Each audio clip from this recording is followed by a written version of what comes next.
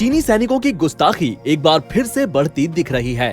अरुणाचल प्रदेश में एलएसी पर एक बार फिर से चीनी और भारतीय सैनिकों के बीच संघर्ष की खबरें सामने आईं।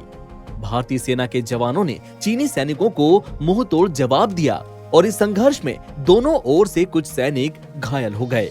चीन की पीपुल्स लिबरेशन आर्मी के जवानों ने तवांग सेक्टर में एलएसी पार करने की कोशिश की, लेकिन भारतीय सैनिकों की ताकत के सामने वो टिक नहीं सके। एक और जहां सीमा पर चीन बार बार गुस्ताखी कर रहा है, तो वहीं सोमवार को सरकार ने संसद में चीनी कंपनियों को लेकर जो आंकड़े पेश किए, उसने सबको हैरान कर दिया। सोमवार को सरकार ने संसद में बताया कि देश में कितनी चीनी कंपनियां कारोबार कर रही हैं। कॉर्पोरेट मामलों के राज्य मंत्री राव इंद्रजीत सिंह ने संसद में पूछे गए एक प्रश्न के जवाब में बताया कि देश में विदेशी कंपनियों के तौर पर 174 चीनी कंपनियां रजिस्टर्ड हैं।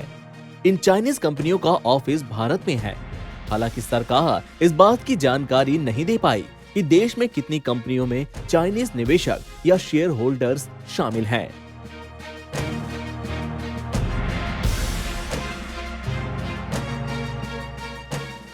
मिनिस्ट्री ऑफ कॉर्पोरेट अफेयर्स के पास इस बात की जानकारी उपलब्ध नहीं है। सरकार की ओर से दी गई जानकारी के मुताबिक भारत में 3,560 कंपनियां हैं, जहां निवेशक के पदों पर चीनी बैठे हुए हैं। राव इंद्रजीत सिंह ने लोकसभा में सवाल का जवाब देते हुए कहा कि कॉर्पोरेट डेटा प्रबंधन के डेटा के मुताबिक भारत में कुल 3,560 कंपनियां हैं, जहां चीनी डायरेक्टर मौजूद हैं। अगर बात करें भारत और चीन के बीच कारोबार की, तो वाणिज्य और उद्योग मंत्री पीयूष गोयल ने राज्यसभा में जानकारी दी थी, जिसके मुताबिक भारत कई चीजों के लिए चीन पर निर्भर रहता है, जो कि चिंता का विषय है।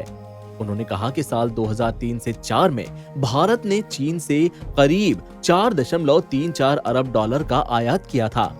साल 2013 से 14 में ये आयात बढ़कर 51.03 अरब डॉलर तक पहुंच गया। 10 सालों में ये आयात 10 गुना से भी ज्यादा बढ़ गया।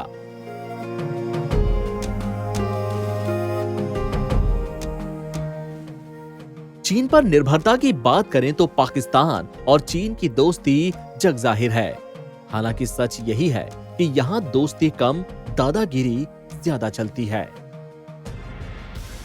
एनबीटी ऑनलाइन के लिए बबीता झा की रिपोर्ट।